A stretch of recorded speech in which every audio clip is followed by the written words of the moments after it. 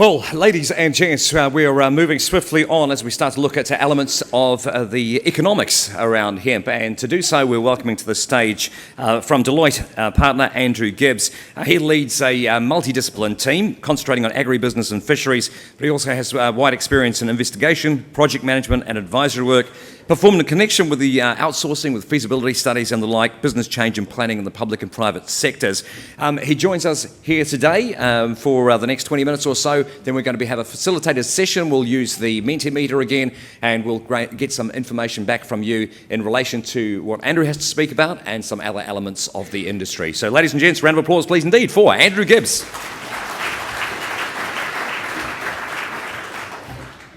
Good morning, everybody. What I'd like to do today is just talk to you a little bit about what Deloitte's been doing in Australia around medicinal cannabis for the Ministry of Health over there, and sort of take some of those learnings that we've got from Australia, reflect on some of the stuff we're doing in North America for you as well, and see how we can apply those more generally to the issues you're facing here in New Zealand.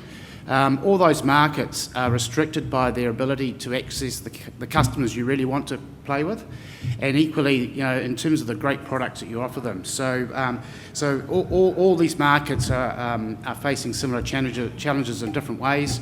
They're a lot more mature in other spaces, but we'll just bring those together for you. As a firm, we are passionate about the sector. We've invested heavily in North America around our team and capability around this.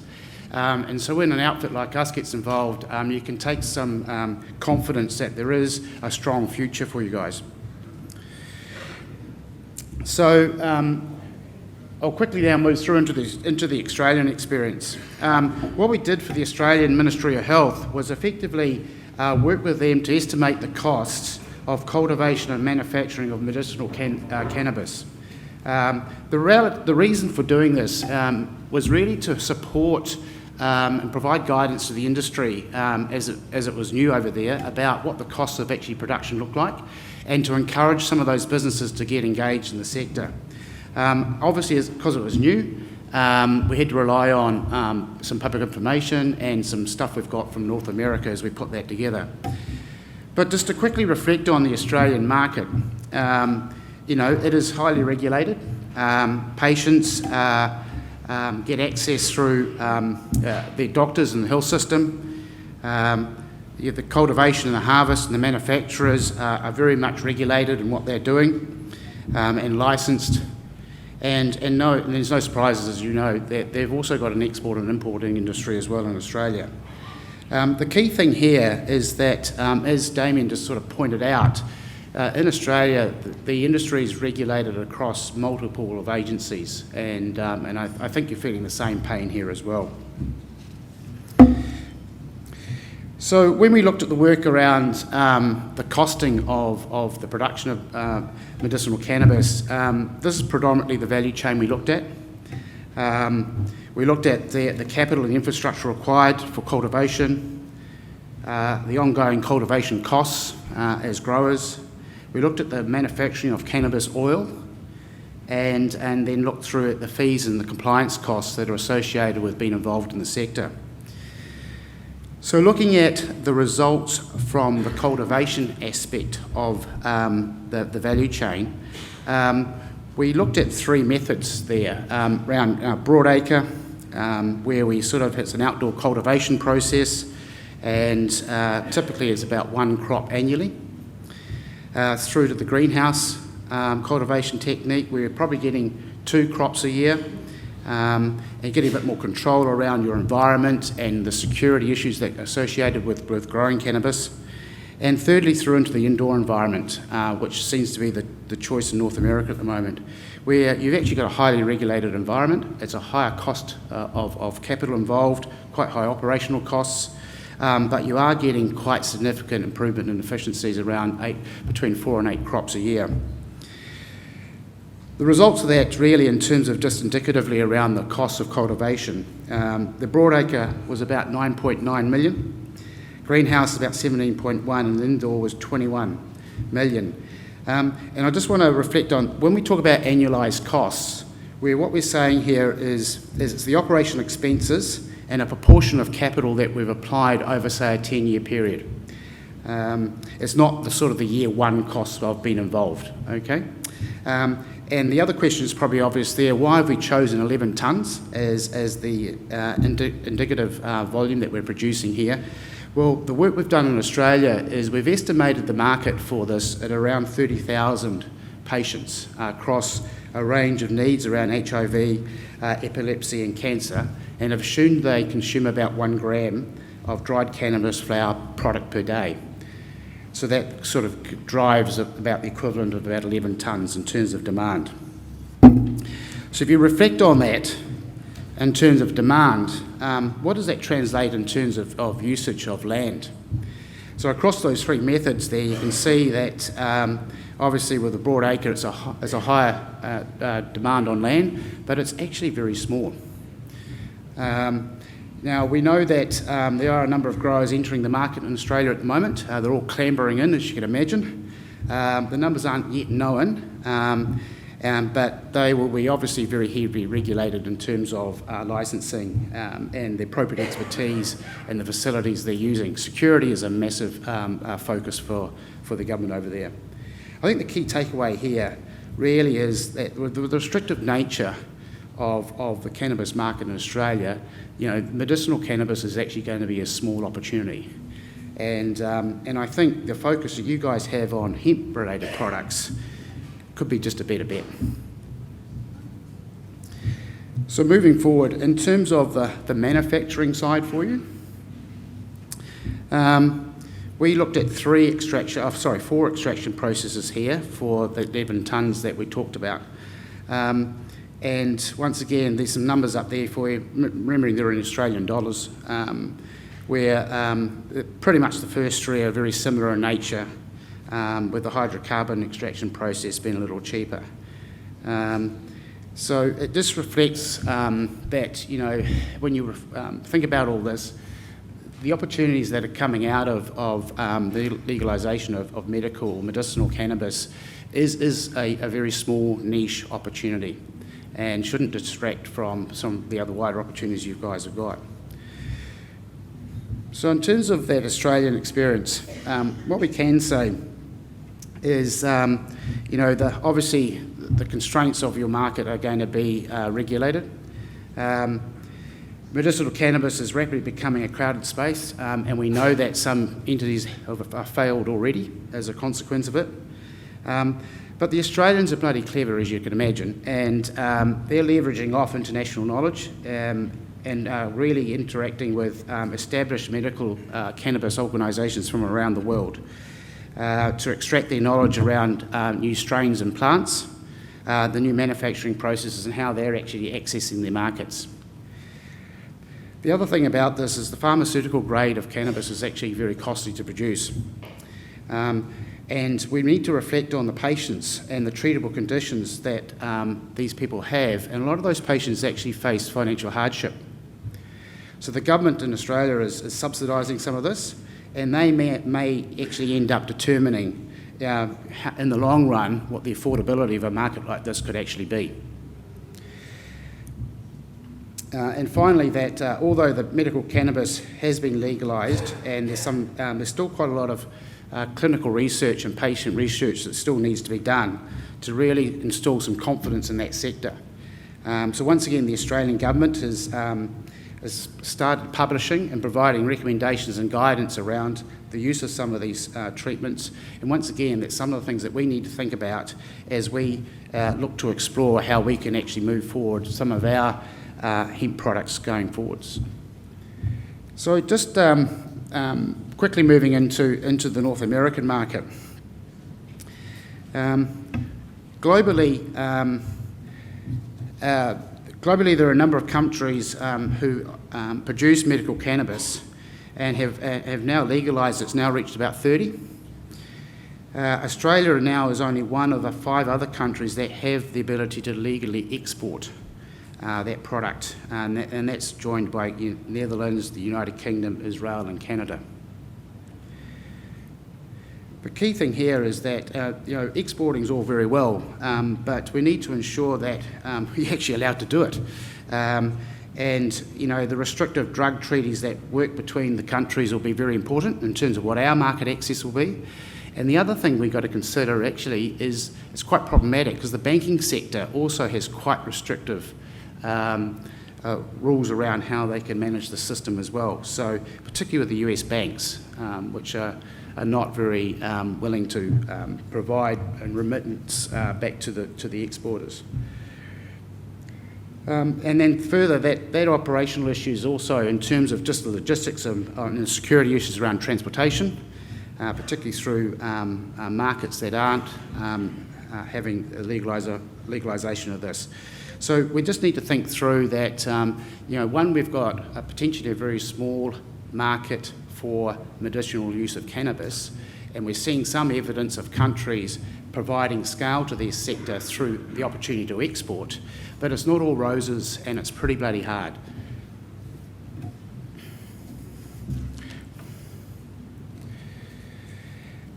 But what we are seeing is some very mature approaches to the way some of these sectors are beginning to be managed. And we've referred to this as actually what we call the three systems. So our team in North America have been working with the Canadian government around some of this stuff. And that industry now is actually going to be $17 billion in terms of sales in 2019. And the key here is they're managing their environment to achieve full transparency.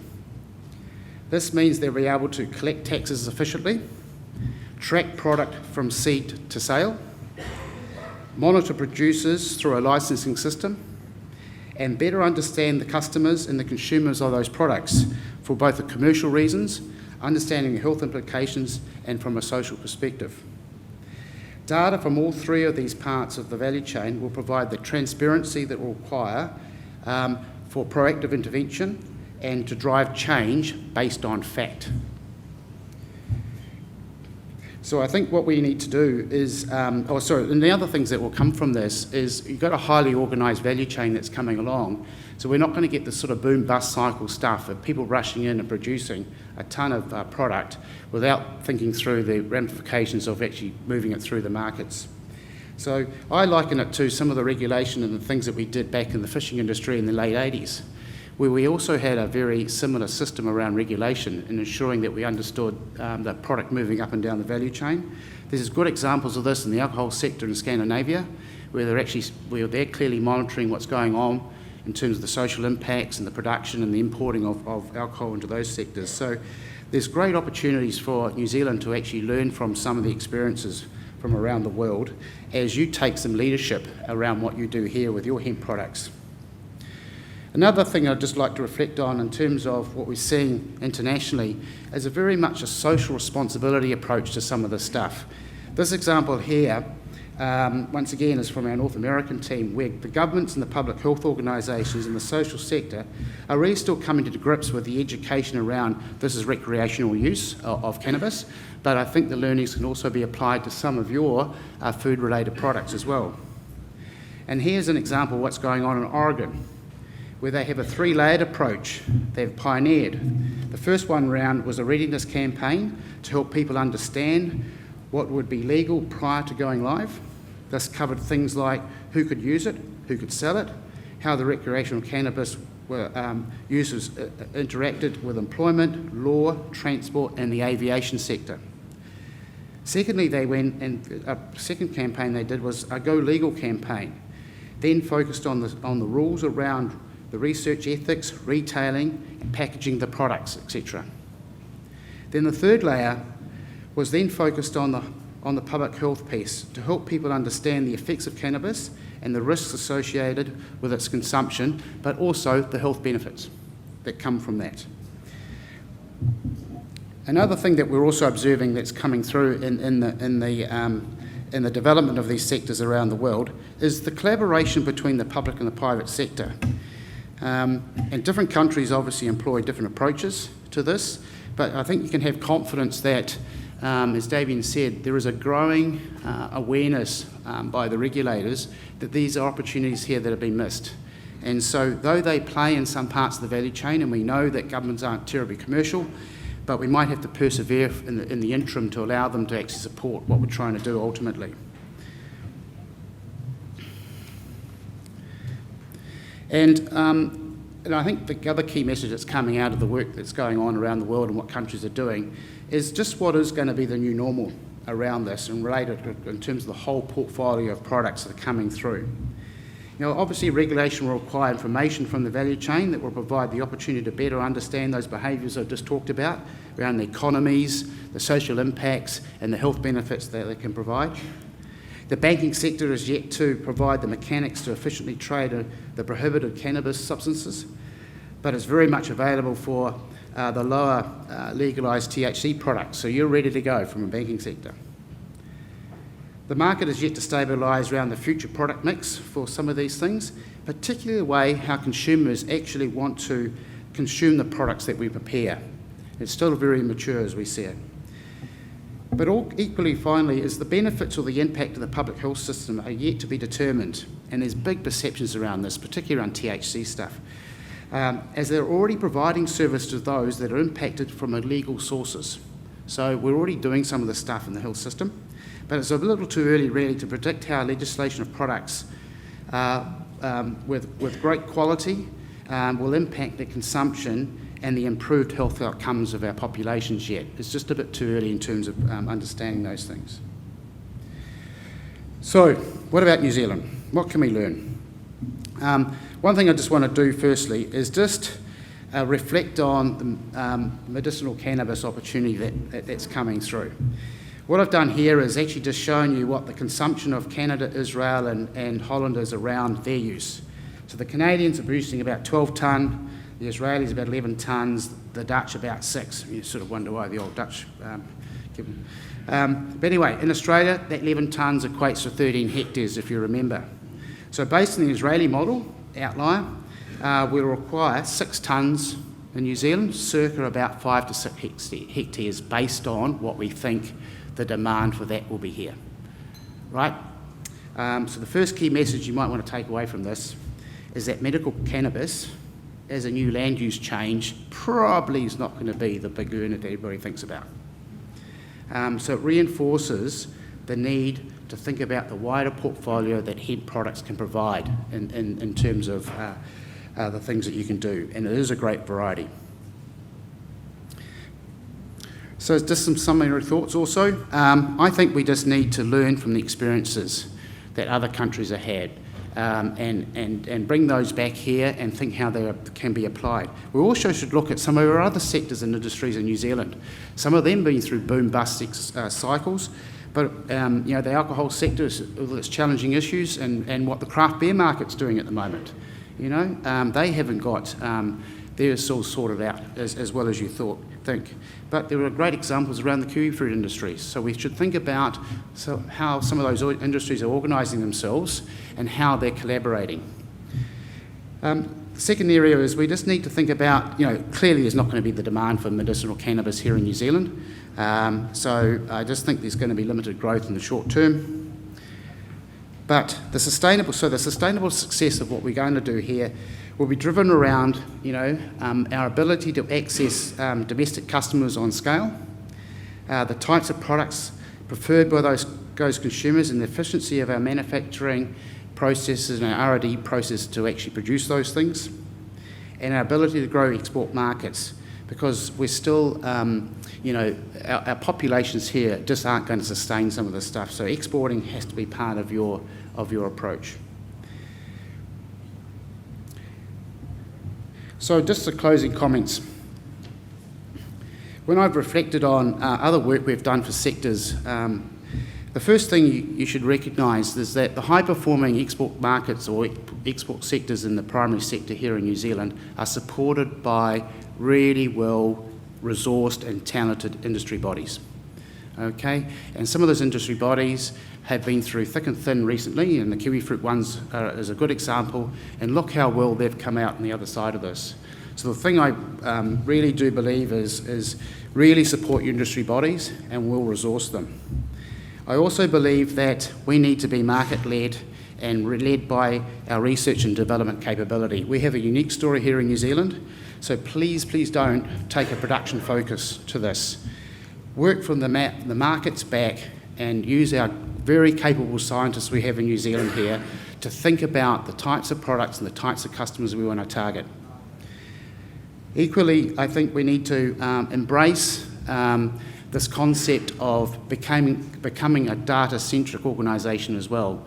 You're going to be challenged all the way through around policy changes, regulation, perception by other parts of the market. And why don't you build up the evidence to support the things you're talking about? Work collectively around that, share that data, and I believe you're going to be in a lot better space in terms of being able to tell your story.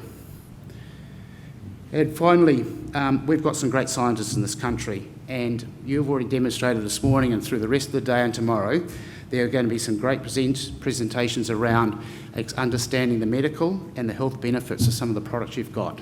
Once again, build the evidence to support that as part of a collective, and I'm sure you'll have a greater success.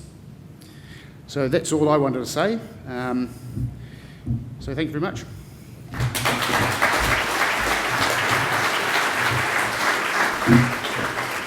Thank you very much indeed to Andrew Gibbs joining us here from Deloitte. What we'd like to do at this point, Andrew, is we're going to poll our audience at this stage. So what I'm going to do is I'm going to ask Richard to present you with a small token of our appreciation here for your time on stage. And thank you very much indeed for your comprehensive overview of the world industry and global industry, and of course where we fit and the potential that we have here. I'll ask you, ladies and gents, to give a very warm round of applause once again for Andrew Gibbs. Thank you, sir.